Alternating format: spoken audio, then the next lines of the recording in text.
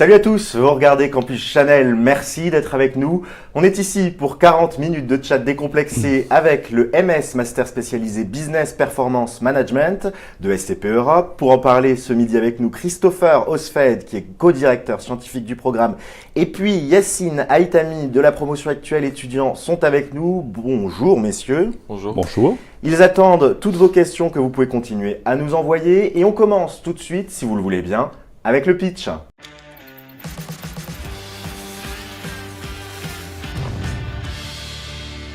Christopher, est-ce que vous êtes prêt? Absolument. Vous avez 1 minute chrono, pas une seconde de plus. Attention, top, c'est parti. Voilà quelques perspectives sur le MS Business Performance Management de ESCP Europe.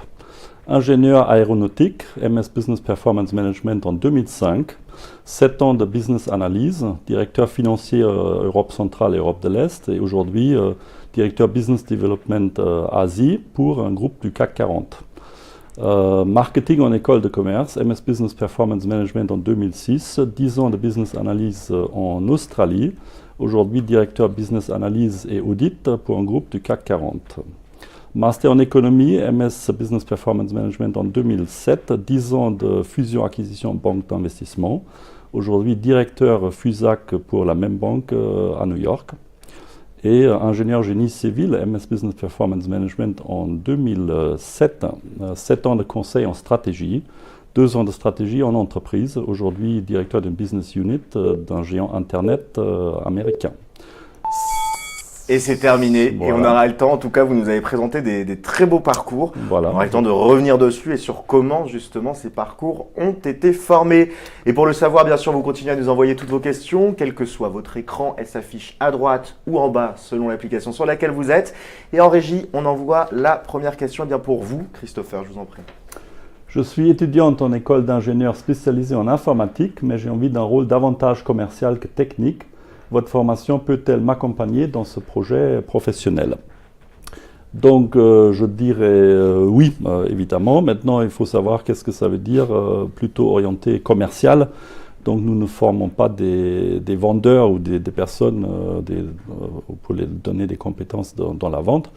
Par contre, on donne un package de connaissances en finance et ça permet, par exemple, à des informaticiens de bien faire la traduction entre les besoins des financiers et la programmation des ingénieurs. Et donc, par exemple, on a eu une étudiante comme ça il y a 2 ans, dans la promo il y a 2 ans, qui a fait le même parcours et qui travaille aujourd'hui pour un grand groupe. Et justement, elle fait la liaison entre la direction financière et la direction système d'info. L'objectif du coup, c'est de former, par exemple, prenons le cas des ingénieurs qui seront en poste à des fonctions peut-être techniques, mais qui seront des liens entre plusieurs services où on peut directement rejoindre un service financier, par exemple, soi-même. Oui, bon, ça c'était un exemple parce que l'étudiante posait la question de switcher ou de complémenter sa formation. En fait, l'objectif de la formation, c'est vous donner des compétences et des connaissances en management et en finance. Parce que même si vous restez en tant qu'ingénieur, par exemple, sur un poste technique, vous allez être exposé à des chiffres. Il faut gérer des budgets, il faut négocier des budgets, on va me mesurer sur la performance, etc. Et donc cette formation a comme objectif de vous former dans ce domaine. Après, ce que vous en faites, ça c'est vous. Hein. Et comme je citais un des ingénieurs, aujourd'hui il a fait du contrôle de gestion, voilà, il est directeur. Mais il y en a d'autres qui restent dans leur discipline. Si vous aimez être ingénieur dans le bâtiment et c'est ça qui vous branche, faites-le. Par contre, vous aurez toujours un avantage parce que vous savez aussi parler aux financiers qui tiennent quand même les cordons de la bourse de vos projets. Ça va être quoi la formation d'origine ou les formations d'origine de vos étudiants en général? Des ingénieurs, des médecins, des pharmaciens? Bon, tout est possible. Maintenant, des médecins, des pharmaciens, on n'en a jamais eu. Hein. D'ailleurs, l'ESCP Europe propose d'autres MS justement pour cette population.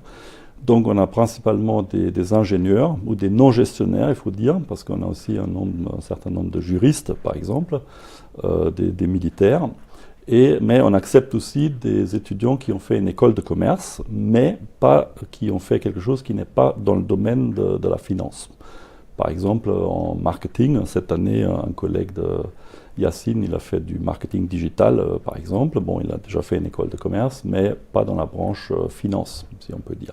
Alors Yacine, justement, toi, tu es étudiant de ce MS. Ça a été quoi ton parcours après le bac? Qu'est-ce que tu as fait avant d'arriver à ESCP Europe? Alors déjà, j'ai eu un bac scientifique. Ensuite, j'ai fait une école d'ingénieur en hydraulique et en hydrologie à Nice. Et donc j'avais ce côté technique que m'a procuré ma formation d'ingénieur. Et je voulais avoir ce côté, cette double compétence, donc d'un côté technique et de l'autre côté business et management. Donc c'est pour ça qu'aujourd'hui, je suis en train de faire ce master Business Performance Management. Très bien, je te laisse prendre la question suivante, Yacine. Alors bonjour, quelles sont les différentes étapes de sélection des candidatures?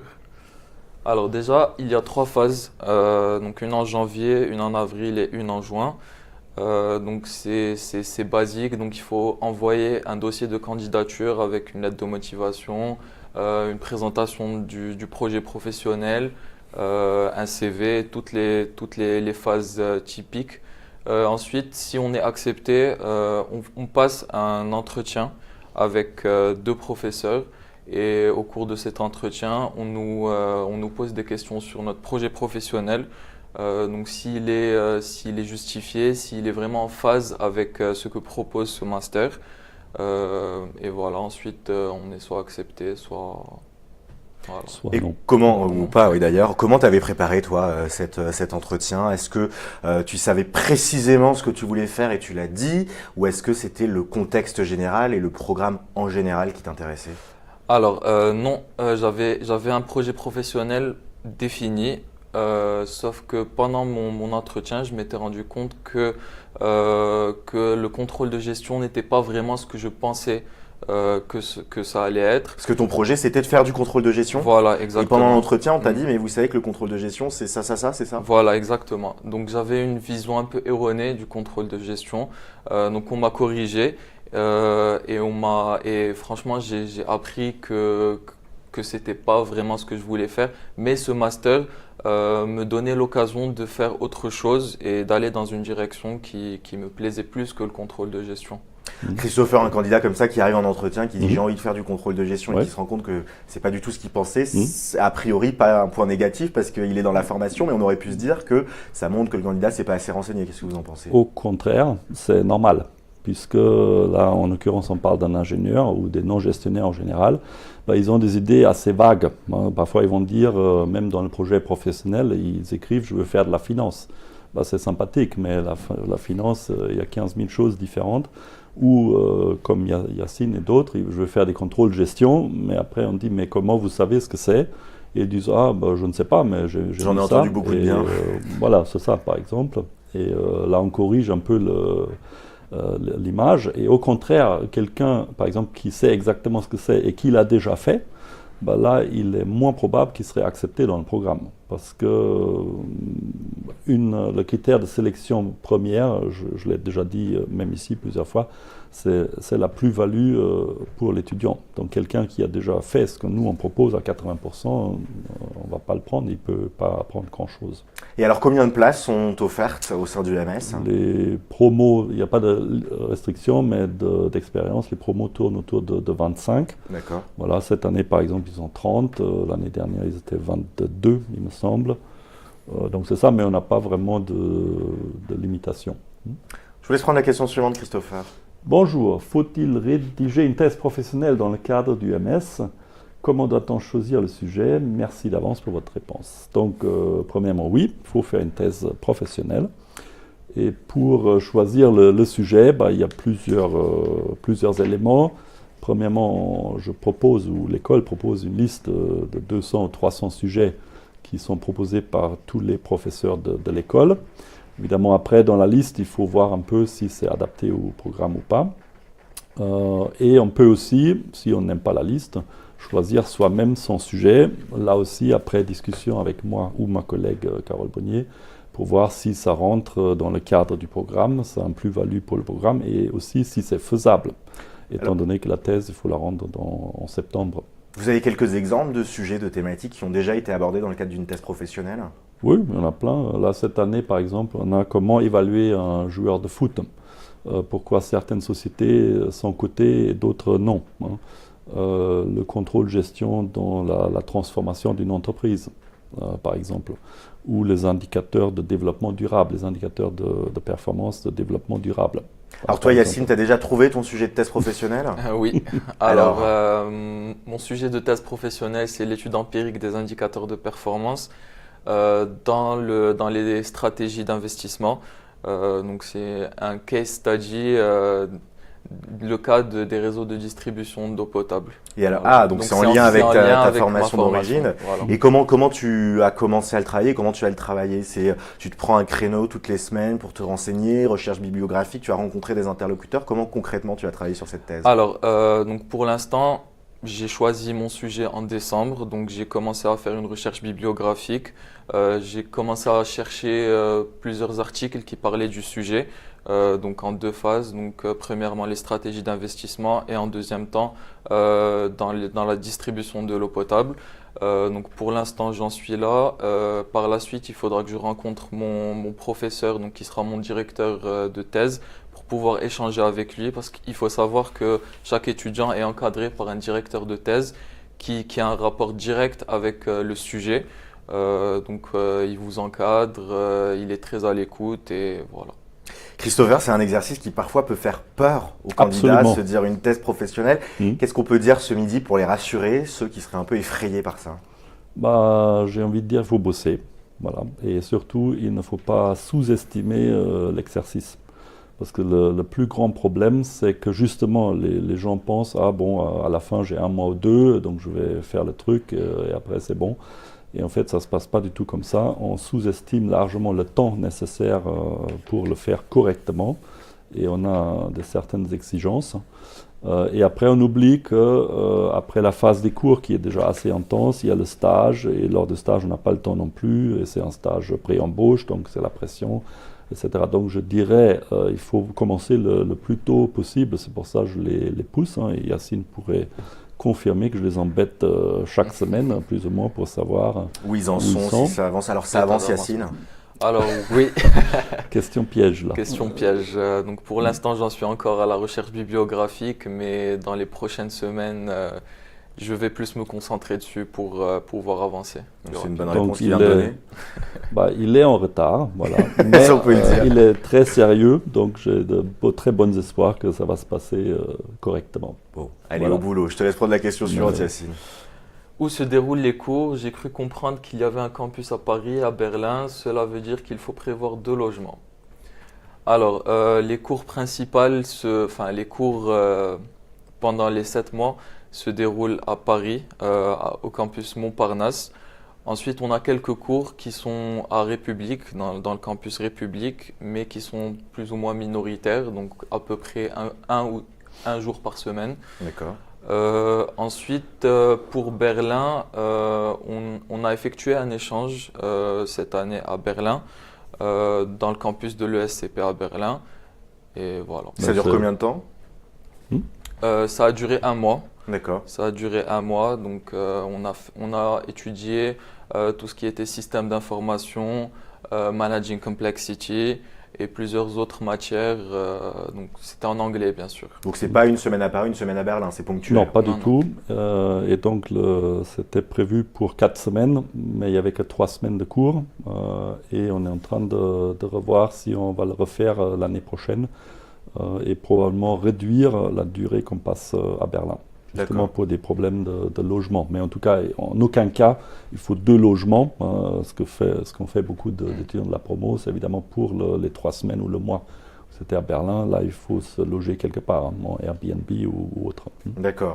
Et ça permet quoi? C'est quoi l'objectif d'avoir comme ça 1 mois à Berlin? C'est d'avoir un peu d'interculturalité, de voir d'autres manières de faire, d'internationaliser le parcours? Exactement. Donc c'est de voir comment le business se fait dans d'autres pays.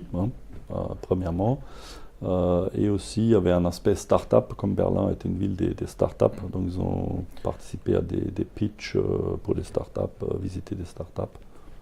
On a fait 2 visites d'entreprise, donc une de start-up qui a très bien évolué au cours des 4 dernières années, et on a aussi visité une autre entreprise de conseil, donc qui mettait en relation des consultants avec des clients. Oui, c'est une belle plateforme, ville. une plateforme en fait. Plateforme, exactement. Et c'est une belle ville au-delà de tout ça, Berlin. C'était sympa. C'était très sympa, c'était très enrichissant. Ça ne me regarde pas. Moi, je ne sais Vous, pas. vous y étiez que dans les locaux ou vous les avez laissés J'étais au début parce qu'ils n'ont pas besoin de babysitter. Il y a des profs de l'ESCP à Berlin. Donc moi j'étais au début pour regarder que tout le monde était bien arrivé et ma collègue Carole Bonnier est arrivée à la fin. Pour vérifier qu'ils partaient tous bien et qu'ils ne voulaient pas Exactement, rester pour dans les compter locaux. qu'il n'y a pas de perte. Je vous laisse prendre la question suivante, Christopher. Quelles sont les différentes possibilités d'obtenir une bourse? Donc il y a une bourse au mérite, mais basée sur des critères sociaux à l'ESCP, mais qui est que de 2000 euros, je crois. Il y a des bourses de la fondation de l'ESCP qui sont liées à ça. Sinon, c'est principalement par des jobs. Donc il y a des jobs qui sont proposés à l'ESCP. C'est quoi comme job, par exemple? Aider à la cafette ou... Si on veut, oui, mais il y a aussi des jobs administratifs à la bibliothèque. Parfois, il y a des projets ponctuels. Par exemple, il y a des étudiants qui aident à gérer tous les dossiers en phase quand les candidats postulent, par exemple. Mais sinon, évidemment, malheureusement, je ne sais pas comment dire, c'est le crédit bancaire. Et il ne faut pas oublier qu'il y a un stage dans le programme, évidemment, qui peut vous servir à éponger une partie des dettes que vous avez fait en amont. Parce que les stagiaires dans ce domaine-là, ils ne sont pas aux 400 euros taux horaire. Non. Enfin, pas taux horaire du tout. Taux horaire, je ça prends là. Très bien, 400 C'est où ça, stage? C'est un stage fantôme. Non, 400 euros par mois. En général, c'est mieux payé. Oui, ça dépend des industries, mais on est facilement entre 800 et 1900. Si vous êtes en banque, tournez à 1008, 1009. Donc c'est un bon secteur. Toi, tu fais un petit boulot sur le campus ou... Non, mais en général, notre master nous propose de les aider dans certaines tâches. Donc, par exemple, dans les différents campus, pour présenter le master ou pour aider les étudiants à avoir plus d'informations. Voilà. Les venir sur le conférences. campus Chanel. Oui, ça, c'est non rémunéré. Hein. Bon, d'accord. Sauf les 20 euros que je lui donne. Que vous donnez à la fin s'il a dit. Oui, c'est ça. C'est 20 euros ou c'est 20 sur un test professionnel qu'il n'a pas encore commencé? Ouais, on verra, c'est déductible ça. Hein. C'est déductible. Allez, si vous le voulez bien, on va faire une petite pause dans les questions. On passe tout de suite aux 3 mots max tabou.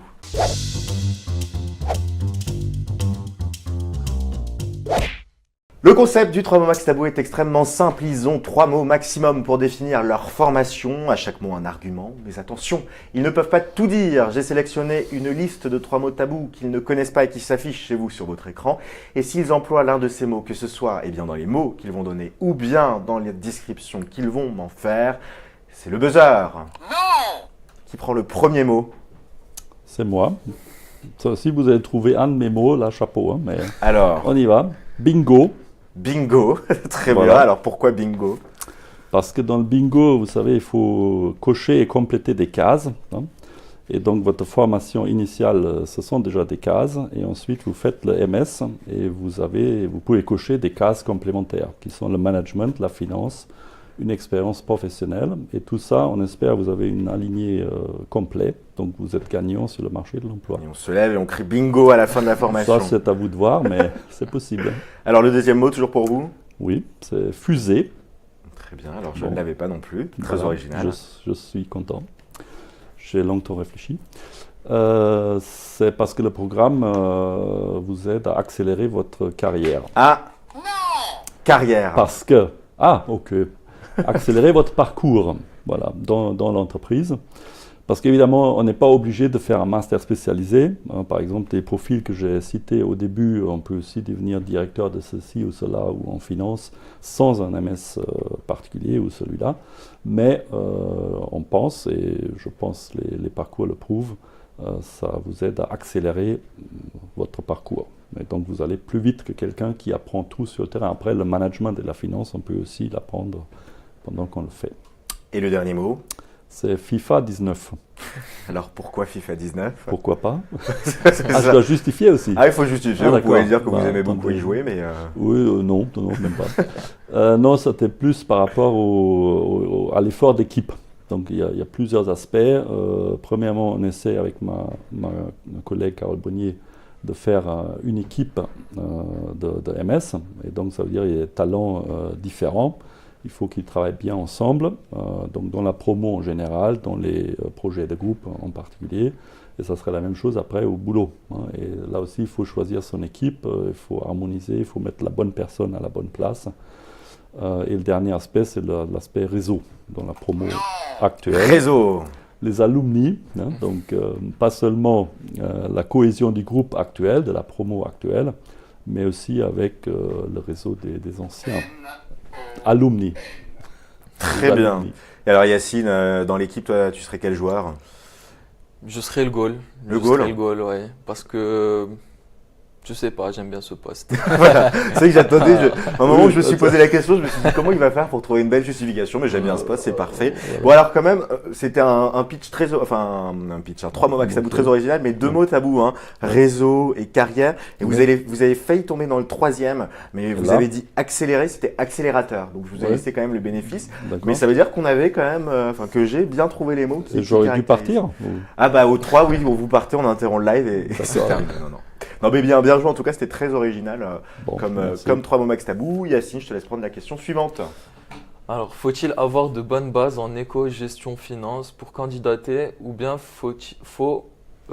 les cours reprennent-ils tout à zéro? Alors, je vais prendre mon cas. Je suis ingénieur, je n'avais aucune base en finance ni en comptabilité. Donc, ce qu'il faut savoir, c'est que les cours, vu qu'ils sont accélérés et intensifs, qui durent 7 mois, donc on commence vraiment par les bases les 2-3 premières semaines et au fil du temps, on voit les notions en profondeur. Donc pour moi, les cours sont catégorisés en 2 parties. Donc une première partie, donc c'est des cours théoriques, donc avec un examen final à la fin, un gros examen, et des cours plus opérationnels où on a beaucoup de travaux de groupe. Donc ça nous permet de consolider nos bases et de travailler vraiment sur l'aspect travaux d'équipe. Donc on essaie vraiment de prendre les points forts et les points faibles de chacun pour constituer un bon groupe. Et à la fin, on a un petit test donc pour avoir toujours cette partie individuelle de la notation. Alors tu l'as dit, c'est des cours intensifs, c'est-à-dire quoi concrètement? Quel volume horaire? Vous êtes à 48 heures de cours par semaine? Alors, comme volume horaire, on a à peu près 9h, 17h30 à peu près tous les jours. Avec lundi, en général, on n'a pas cours un lundi sur 2, donc ça nous permet d'avancer sur notre thèse professionnelle et sur nos travaux de groupe. Qu'est-ce que vous avez fait pendant ces lundis? Tous ces lundis. J'ai avancé sur les travaux de groupe, on va dire, la thèse professionnelle. Et alors, de ce point de vue-là, quelqu'un qui aurait déjà suivi des cours en compta, en finance, c'est niet, c'est pas pour lui. Non, il faut regarder dans le détail, mais effectivement, quelqu'un qui a déjà fait une spécialisation dans ça, par exemple, parfois on a des candidats, ils ont fait un Master 2 en CCA, comptabilité, contrôle, audit. On regarde, mais probablement la réponse va être non, parce qu'une fois de plus, la valeur ajoutée va être très faible. Maintenant, aujourd'hui, même par exemple en école d'ingénieur, il peut y avoir un cours de compta ici, un cours de finance par là. Bon, ça, franchement, c'est pas éliminatoire. Ça, c'est des bases. Ça vous aide à bien démarrer, on va dire. Je vais prendre la question suivante, Christopher. Notre formation d'origine sera-t-elle déterminante sur le ou les secteurs dans lesquels on pourrait être amené? Non. Justement, comme je dis souvent, le problème, entre guillemets, le dilemme de CMS, c'est qu'il y a énormément de possibilités à la sortie. Et juste avant le live, on en avait discuté de l'ingénieur agro qui après travaillait dans le luxe parce que ça l'intéressait. Donc c'est un changement complet. Parce que l'axe, par exemple, si vous êtes ingénieur dans un domaine ou dans un autre, ou même juriste dans un domaine ou dans un autre, vu que vous avez un package management des finances, ça vous permet d'aller vers autre chose et faire du contrôle gestion dans je ne sais pas où, par exemple, ou certains vont dans la banque d'investissement faire la gestion des risques, par exemple, ou dans l'audit. Donc il y a énormément d'opportunités. Mais les entreprises, par exemple, on parle du contrôle de gestion, elles vont pas avoir tendance à privilégier des candidats qui ont déjà de l'expérience professionnelle, enfin de l'expérience d'études dans ce domaine. Par exemple, qu'est-ce qui fera qu'une entreprise sera intéressée pour prendre un contrôleur de gestion qui est ingénieur informaticien plutôt qu'un contrôleur de gestion qui a fait sa licence éco-gestion, son master CCA, éventuellement une spécialisation. Il n'y a pas une grosse concurrence avec des profils déjà hyper spécialistes de ce domaine? Non, bah oui, il y a une concurrence, là c'est clair. Mais nous, on place 100% de nos candidats, généralement. Donc là, généralement, en mois de décembre, en décembre, je les vois pour la dernière fois lors de leur soutenance de thèse. Et là, normalement, ils sont à 100% placés. Donc ça ne pose pas de problème en tout cas. Et pourquoi ils les recrutent? Parce que les entreprises cherchent des têtes bien faites. Ils ne cherchent pas quelqu'un qui a une encyclopédie. De toute façon, on sait, dans 5 ans, il faut apprendre des choses, réapprendre, parce que ça a changé. Donc évidemment, ils cherchent d'abord quelqu'un qui est une bonne personne, dans ce sens-là. Le contenu, ça joue aussi. Évidemment, quelqu'un qui ne sait rien de rien, ça va être compliqué. Mais ce n'est pas peut-être le critère principal. Alors toi, Yacine, tu es ingénieur, on le disait, plutôt dans le domaine de l'hydraulique. Tu veux faire quoi au début du contrôle de gestion? Qu'est-ce que tu veux faire maintenant? Et est-ce que ça a un lien avec ta formation d'origine? Alors, non. Donc, mon projet professionnel n'a aujourd'hui aucun lien avec ma formation de base, qui est l'ingénierie en hydraulique. Je veux faire de l'audit, dans une des Big Four, voire Mazars ou un bon cabinet d'audit. Ma formation d'ingénieur en hydraulique, je ne pense pas que je vais la jeter directement à la poubelle. Donc, j'aurai toujours cette casquette d'ingénieur, donc avec un fort esprit analytique. Et une forte capacité d'adaptation, donc ce qui me permettra d'ouvrir certaines portes qui ne se seraient pas ouvertes avec seulement mon diplôme d'ingénieur. Et alors pourquoi l'audit? Qu'est-ce qui t'a poussé vers ça? Parce qu'effectivement, ingénieur hydraulique, c'était quoi? C'était conception de structures de réseaux d'eau, des choses comme ça, très précises, très techniques. Comment on arrive à se dire, je vais aller me plonger dans les bilans comptables des entreprises pour les aider à faire les bons choix ou pour vérifier que tout est conforme à la législation? Alors ce qu'il faut savoir, c'est qu'à la fin de mon diplôme d'ingénieur, je voulais me réorienter. Donc c'est en partie pour ça que j'ai choisi ce master. Ensuite, au fur et à mesure des petits déj des anciens, donc on a des anciens du master qui viennent nous voir pour discuter de leur expérience professionnelle et qui nous apportent en fait leur expertise.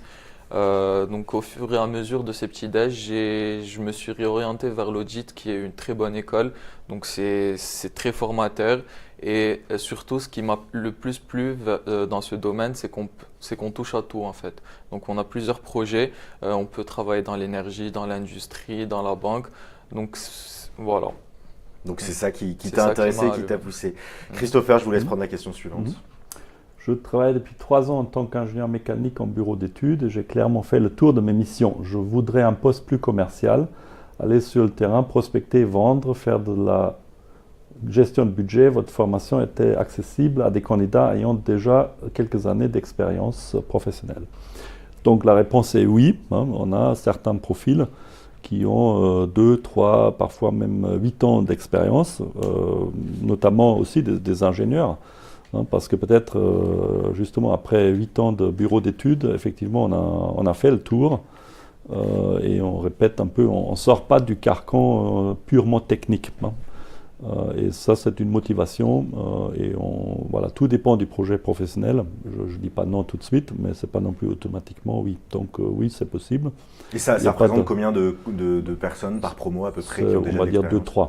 D'accord, donc c'est le bassin de recrutement majoritaire, c'est des gens qui sortent de leurs études. Directement, oui. Est-ce que vous auriez comme ça en tête un souvenir de profil un peu atypique où vous vous êtes dit, on va le prendre, mais c'est bizarre. Enfin, bizarre entre guillemets, c'est particulier, disons, c'est pas habituel. On a pris quelqu'un une fois qui avait une formation de boulanger. D'accord. Voilà. Et qui avait travaillé en tant que boulanger ou Absolument, et qui voulait effectivement se réorienter. Aujourd'hui, il fait les contrôleurs de gestion, par exemple. Et ça a été compliqué pour lui, parce que j'imagine que boulanger, c'est des études plus courtes et peut-être moins théoriques. Oui, et surtout, c'était pas mal de discussions. Est-ce qu'il faudra le prendre ou pas? Parce qu'il faut bien voir, nous, en tout cas en termes de direction, notre objectif, c'est pas de remplir le programme. On veut vraiment que les candidats comprennent, ça leur apporte quelque chose, ils s'en sortent, ils trouvent un job dans le domaine qui leur plaît, pas n'importe quoi. C'est ça vraiment notre objectif. Donc parfois on a des candidats qu'on aime bien, qui sont sympathiques, etc. Mais où il faut bien se poser la question, est-ce qu'ils pourront faire le programme? Est-ce qu'ensuite on peut les placer sur le marché du travail, etc. Donc voilà, bon, on a accepté la personne sans problème, elle a fait le programme, tout s'est bien passé, intégré. Voilà. Morale, de la baguette à la calculette, il n'y a qu'un pas. Voilà. Allez, ça va faire une demi-heure qu'on est ensemble et vous qui nous regardez chez vous, vous savez ce que ça signifie? Eh bien oui, c'est destination finale.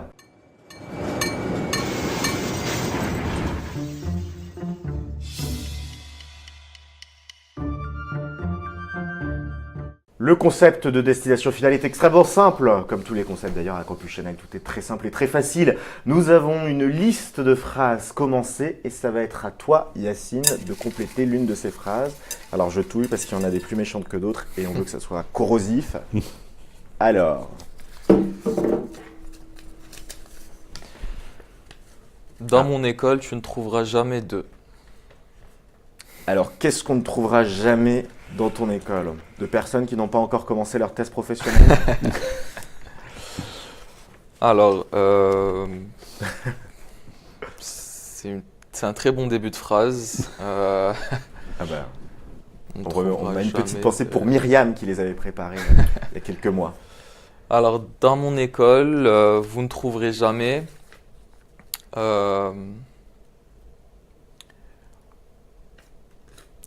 de personnes qui n'aient pas, qui n'aient pas la joie de vivre, qui soient tout le temps tristes, tout le temps...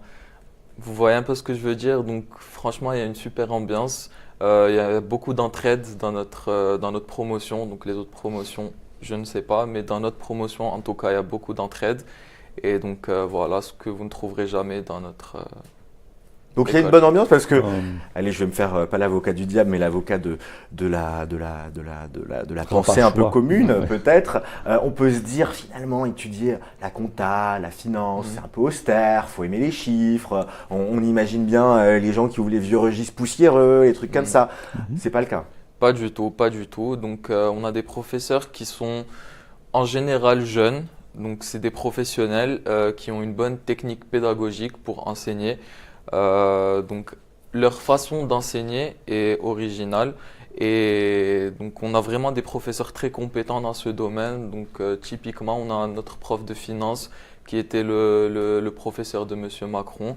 On a un professeur d'analyse et contrôle des coûts qui est un professionnel, donc qui va... Donc justement, comme petite anecdote, cette semaine, il nous amène un appareil d'électroménager pour le démonter entièrement et donc faire l'analyse de la structure des coûts et voir qu'est-ce qu'on peut changer. Et voilà, donc...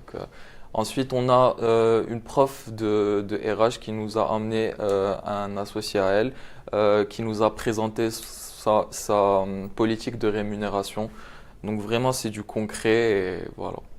D'accord, bon bah très Et bien. on fait la poussière à l'ESCP européen. Il y a Oui, pas c'est de- ça, avec l'électroménager. Oui, Ouais, ce il que y a j'allais pas dire, de- c'est qu'à voir l'ancien professeur de Monsieur Emmanuel Macron, vous avez peut-être un C'est futur président dans vos rangs. Hein. C'est un bonus, ça, ou un malus? C'est Je sais pas, aujourd'hui. Oui, chacun bon, se fera voilà, sa propre ça, opinion, là, c'est- effectivement.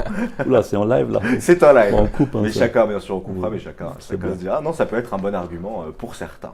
Bon. On va prendre la question suivante, je vous laisse la prendre.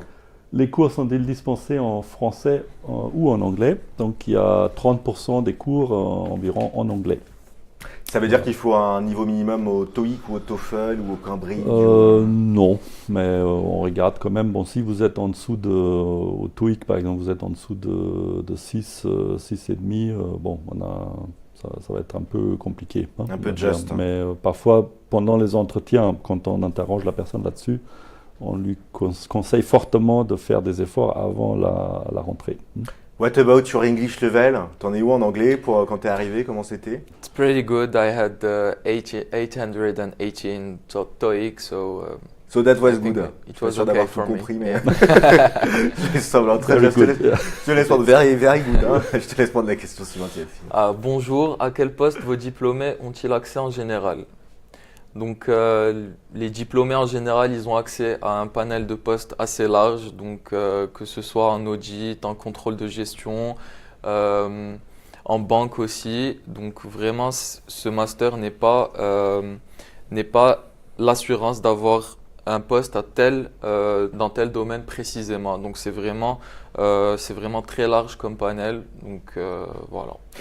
Ouais, je vous laisse prendre. De Mais toute façon, ça peut-être. dépend aussi à quel niveau. Ça veut dire tout de suite en sortant du MS ou 10 ans après. Parce que la progression se fait, vous le disiez tout à l'heure, accélérateur. Exactement. On arrive quand même à des postes de diplômés, mais après, Ouais. on peut progresser plus rapidement, Ouais. vous pensez? Bah, les exemples que je vous ai donnés dans le pitch, c'est des gens qui sont sortis à 10, 12 ans. Maintenant, ils sont directeurs de business unit, un groupe coté mondial. Voilà, bon. Donc, c'est pas sûr que juste en sortant d'une école sans le master spécialisé, ça aurait été allé si vite. Hein. Et si on prend l'exemple de Yacine, ingénieur diplômé d'une école en hydrologie qui Ouais. veut faire de l'audit, Ouais. d'après vous, s'il était allé voir un recruteur juste après son diplôme d'agent en disant toc toc, moi je veux faire de l'audit, qu'est-ce qu'on lui aurait dit? Bah, peut-être oui, probablement, hein, parce qu'on sait les cabinets d'audit recrutent beaucoup d'ingénieurs qui n'ont pas de formation en finance quelconque. Hein. Et donc ces autres-là, bah, ils ont une formation de 2 semaines ou un mois, etc. Ils auraient ramé pas mal, pédalé dans la smoule, si on veut. Et bah, l'avantage ici, c'est, bah, j'espère en tout cas, hein, il ne va pas pédaler. Hein. Donc c'est ça l'avantage. Tu te serais Et donc- senti légitime pour aller vers ce type de poste, toi? Pas du tout. À la sortie de mon école d'ingénieur, je me voyais vraiment pas postuler pour un poste en audit. Au jour d'aujourd'hui, avec ce master, je sens que j'ai mes chances d'intégrer un bon cabinet d'audit. Bon, des chances, plus que des chances. hein. Plus que des chances, Voilà. des probabilités certaines. Je ne sais même pas si ça se dit probabilité certaine. Je vais prendre Christopher la question Pourquoi, suivante. ouais. Pouvez-vous détailler le contenu des cours que nous serons amenés à suivre? Bon, donc là, je ne vais pas faire la liste de tout, mais tout le programme est découpé en 5 axes. Donc, il y a un axe qui est Financial Planning and Analysis. Donc là, on a des cours de contrôle, gestion, analyse des coûts, etc.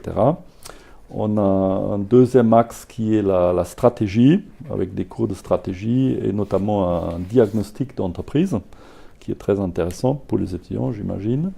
Un axe finance, avec des cours de finance d'entreprise. Un axe de management, évidemment, avec des cours de management. Et un axe information financière. Et alors, est-ce qu'on est aussi initié aux soft skills? J'ai l'impression que c'est un peu le mot-clé dans les MS, toutes ces Il y a- compétences finalement un peu transverses qui permettent de faire la différence en entreprise. Il n'y a pas de cours particulier, il n'y a pas de cours soft skills. Hein. Maintenant, et ça dépend aussi des matières. Hein. Donc moi, j'enseigne l'information financière. Ben, les soft skills là-dedans, voilà, c'est un peu limité. Après, on a des cours de management, des cours de RH, etc. Il y a des présentations de groupes qui sont à faire. Donc là, on peut intervenir en tant que de professeur. Sinon, il n'y a pas de cours soft skills directement. Et alors, Donc, ouais, On a eu un cours de soft skills, c'était du data crunching. d'accord. Donc, Alors, c'est c'était- quoi ça, data crunching? Alors, c'était du traitement de données, donc de bases de données sur Excel, mais en utilisant du VBA aussi. Donc, ça, c'est très très important aujourd'hui dans le monde de l'entreprise de maîtriser le VBA. Et voilà. Ça, c'est ce qui peut faire la différence. Finalement, on a un profil financier, management, mais en plus, on a cette petite couche supplémentaire de Exactement. traitement des données. C'est quoi, toi, ton cours préféré, très rapidement, de tous les cours que tu as eus? Alors, N'oublie mon pas que tu as cours, un enseignant juste à ta j'en gauche. ai eu deux. n'est-ce pas? J'en ai eu deux, donc c'était de la comptabilité, IFRS ou consolidation, et l'analyse et contrôle des coûts. Voilà. Donc ça t'a plu? Ça m'a plu, ça m'a énormément apporté, j'ai beaucoup appris dans ces cours. Et voilà. Très bien. Eh bien, écoutez, messieurs, ça va faire 40 minutes qu'on est ensemble. Eh bien, oui, déjà, ça passe vite. Mais avant de se quitter, on vous a laissé un petit plaisir. Avant la fin, c'est la chouchoute.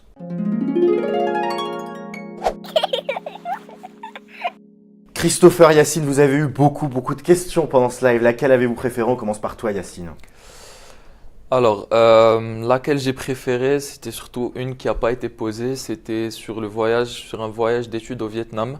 Donc elle n'a pas été posée. C'est quand même un axe assez important dans notre master.